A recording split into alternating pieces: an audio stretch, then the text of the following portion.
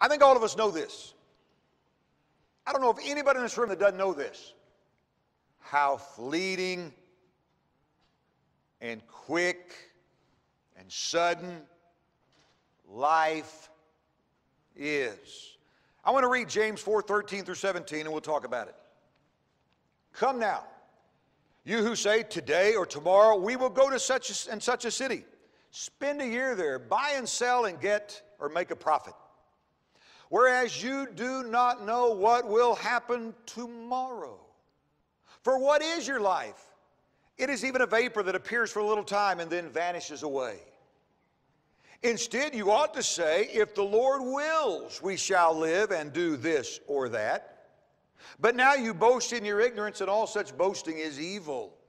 Therefore, to him who knows to do good and does not do it, to him it is sin. Hey, you know what?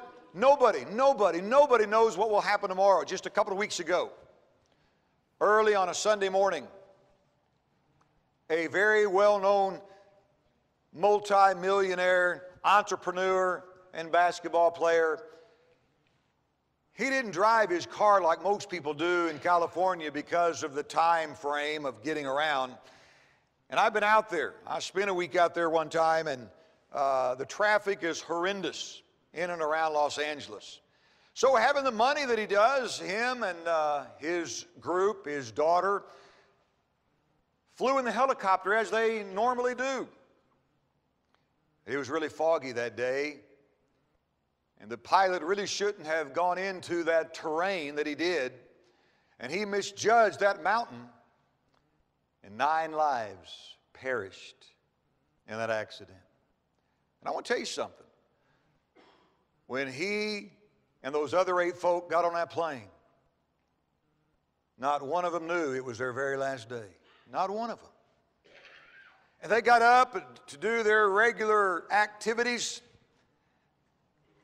ready to take his daughter to practice. She never made it to practice that day. I think about this frequently because I talk to people all the time. They tell me what their plans are and what they're going to do, and they are going to go somewhere tomorrow. They know they're going to go there. They're going to be there. And I think about this all the time. Nobody knows what will happen tomorrow. One of my favorite proverbs is 27:1. Here's what it says. You can turn to it, underline it, circle it, remember it, don't forget it. Boast not thyself about tomorrow, for thou knowest not what a day may bring forth. I have probably told you the story before about Jerry Litton. You remember that name? Back in the mid to late 70s, he was running for an office in Missouri. And that very night, he got on a plane to go to Jefferson City, Missouri, the capital city, and he was going to accept his nomination as he won. But his plane went down, and he never made it. He was never a senator. He was never acclaimed. Jerry Litton lost his life in a plane accident one night. Big plans about tomorrow, announcing that he had won, never happened. And so we have to think about this frequently. And James reminds us of the brevity of life right here in James chapter 3, or James chapter 4 and verse 13. I love this question that's asked in verse 14. When all of this was mentioned about today or tomorrow, we'll go to such and such a city, spend a year there, buy and sell and make a profit. And James says, you don't know about what's going to happen tomorrow. And then, boom, here's the question. What is your life? And really tonight, what is yours? You see, it's true, we all live between the dashes, all of us. There's not a one of us that doesn't. And so in between the dashes are our life. That's our life. You ever had yours flash in front of you? Events, circumstances, situations, people. It seems like life goes that fast sometimes.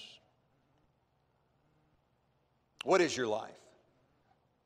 It's interesting to me that Jesus taught a parable back in Luke chapter 12. Let's run back there for just a minute of a man who had many plans for tomorrow, but God thought otherwise.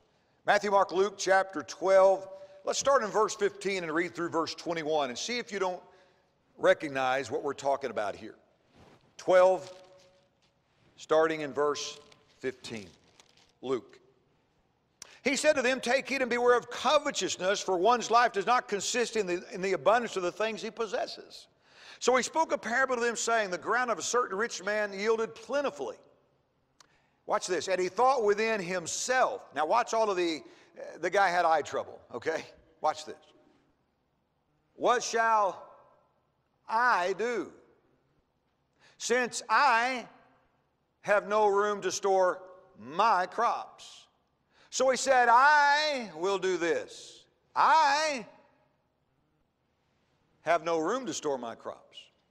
So I will pull down my barns and build greater, and there I will store all my goods and my crops. And I," verse 19, "will say to my soul, soul, you've got many goods laid up for many years. Take your ease now, eat, drink, and be merry." Watch 20. "But God said to him, fool, this night," not tomorrow, "this night your soul will be required of you.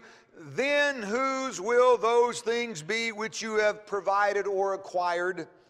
So is he who lays up treasure for himself and is not rich toward God." Did you see his plans? Hey, I'm going to do this. I'm going to pull those down and I'm going to build greater. God had other plans for him. And sometimes we mistakenly make those plans at the expense of not knowing what's going to happen tomorrow. What is your life? Well, watch this. Fog. We saw some fog this past week. It was around for a few hours, and then it seemed to fade away. Watch this one. What about a mist? We had that this past week, just a mist that came down. It's kind of a nuisance because you had to run those windshield washers, you know, from time to time. But soon you were able to shut those windshield wipers off. What about this? A puff of smoke that goes up and you just keep watching, and pretty soon that puff of smoke disappears. It's gone. It's not there any longer. And so we say, like James does, we are not here very long. Just a couple of weeks ago on a Sunday night, Chris gave that message. And he used this verse, 1 Peter 2, verse 11. And it is so true. We're not anything but strangers and pilgrims. We're just passing through. And we are. It doesn't matter if somebody lives. I talked to somebody at the funeral home yesterday. They were telling me about somebody they knew that lived 103 years old. I said, we can top that in this church. We had somebody live a lot longer than that. 104, 105, Miss Eva Edgar. And Miss May lived to be 100. But those are a drop in the bucket. They're like one grain of sand on the seashore as to the vastness of eternity. So what is your life? Fog, mist, puff of smoke. Snap your fingers. We all have pictures and albums, and a lot of us now have all of that on our smartphones, and we can look at those pictures. And just this week, Matt and Kathy sent us a picture of Jacob and Jordan and Caden 6 years ago at the rodeo. Jacob and Jordan, they were way down here, all right? Look at them tonight. You got to look up to Jacob. I hate looking up to Jacob. Something not right about that. Isn't that right, Matt? And Kathy said it goes way too fast. And it does. We get a crop of our kids in, and we move them out, and they go on to other things, and then we get a new crop. And pretty soon, that crop they're gone. They're out of the home. They're out of the nest. It happens so quick. And everybody in here knows that. I saw Michael and Rita's grandson this morning, Jax, come in here. He should just be a little guy. Woo! Michael said, he's taller than Rita. I said, that ain't saying much. but he is. I mean, he's growing, and that's what life is like. You know, there's a qualifier. There's a qualifier in verse 15 of James chapter 4. Have you read it lately? Hey, here's what you ought to say. If you're going to go to a city and buy and sell and stay there a year and get great gain, here's what you ought to say. And I love this. You ought to be able to say, if the Lord wills. We put out a calendar for 2020. We're already into February in that calendar. And there's a lot to come in that calendar. But you know what? All of that's to come what? If the Lord wills. Amen? Isn't that right? See, we have to remember that. We set all that out, and I love that we plan. I love that because so many churches, they just limp from week to week, really. You know, what are we going to do this week? What are we going to do this week? But we've got it planned out there, and I love that. But there may be some of us who will never see those events unfold completely and totally. And it's only if the Lord wills. I'm going to tell you something. My grandfather had about this much schooling. I mean, really. He didn't have hardly any. But to sit at his feet and listen to him talk, and this was his favorite phrase to his grandchildren. He said it to me hundreds of times if he said it to me once. You'll do that if the Lord wills. Or Lord willing. He would say those two words all the time. Lord willing, Lord willing, Lord willing. Over and over and over. And that sticks in my mind. And that's biblical because that's exactly what we find here in 4:15. But here's something we will keep, according to James, our appointment when the brevity of life concludes. We have dentist appointments and doctor appointments and ophthalmologist appointments and we have all kinds of appointments. And from time to time, something happens and we have to cancel that appointment. You know, if I've got a dentist appointment, I'm going to cancel it. You know, they're always trying to pull something. You know, so I don't like going to the dentist. All right. But I know that's something that you have to do from time to time. You've got to do it. But you're going to keep this one. All of us will.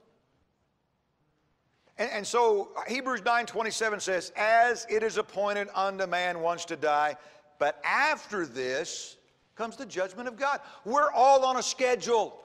Birth, life, living between the dashes, then death, then the resurrection, then the great white throne judgment, and then eternity. Everybody's on the same schedule. There's not going to be people say, I'm just not going to get on that schedule. Everybody's on it. And there's no way to get off of it. Even for people that don't believe they're on that schedule, even though they don't recognize or realize that they're on it. But the operative word is, if the Lord wills. And so I want you to look with me at a verse that I think doesn't get its fair due diligence. It's James 4:17. Now, in verse 16, he says, now if you're doing this, all such boasting is evil, and that's just arrogance. And he comes to the climax, verse 17. Listen to what he says. Therefore, since we know what life is, since we know we're going to die, since we know it's got to be according to the will of the Lord, since we know we shouldn't boast and brag because that's arrogant and that's evil, therefore, as a result of what I just said, to him, male or female, to him who knows to do good and does not do it, to him it is sin. Now think about this for a minute. Somebody says, you know what? I should pray more. If you know to do it and you don't do it, what is that? You know what? I should be reading my Bible more. Some of you have told me you've been into the Word more this year because of the challenge we gave in a sermon just a few weeks ago that if you stay in the Word at least 4 times a week, great opportunity that's going to keep you close to the Lord. I should study more. What does that tell me if I don't? I should give more. What does that tell me if I don't? I should visit more with people. What does that tell me if I don't? I should be involved in more. What does that tell me if I don't? If I know to do good and don't do it, what is it? It's tough to be in that position. It's tough to be in that category, to know you're not doing what you need to do. You see, there are 2 types of sins. Number 1, the sin of commission, something that you commit. But number 2, and it's in James 4:17, the sin of omission, omitting the things that I know I need to be doing. And so do them. If you know something that needs to be done tonight, do it. Don't let sin camp in your life. I can talk to you tonight about the brevity of life, because I don't have any parents anymore. I can talk to you about the brevity of life because I've lost 2 sisters. I can talk to you about the brevity of life because I've lost a nephew, 16 years old. Hit a culvert, snapped his neck. One of the biggest funerals I've ever been to. And my living sister is still not over it. 16. Some of you in this room are 16 or 17. Don't think it can't happen to you. Because it can. And it'll rock your world. It'll shake you to your shoestrings. The brevity of life. We just went through it in the last 48 hours. It's real. And that's where it gets you. But let me tell you the difference. The difference is in being ready, in being prepared. And you see, that's my job. To help prepare people as they live between the dashes, to trust God, to believe God, to follow God, to obey God, to repent and be baptized, to live for Him, to live faithful for Him, to live committed to Him, that when that time comes, there aren't any questions. That when death got that old diseased physical body, heaven claimed that eternal soul. That's the choice we have tonight. And so I put this on the screen because in the context, talking about what we did this morning about humility in verses 7 through 10, we must approach our future with humility and trust in God. So tonight, as we get ready to sing our hymn of inspiration and encouragement, I ask you this final question. Really, I want to keep it up here just as long as I can. I know we got to put the song up here. And I want you to remember this verse. It's Acts 21, verse 13. The Apostle Paul said this, I am not only ready to be bound, but I am ready to go to Jerusalem and die. And so the question tonight is this, am I ready to die?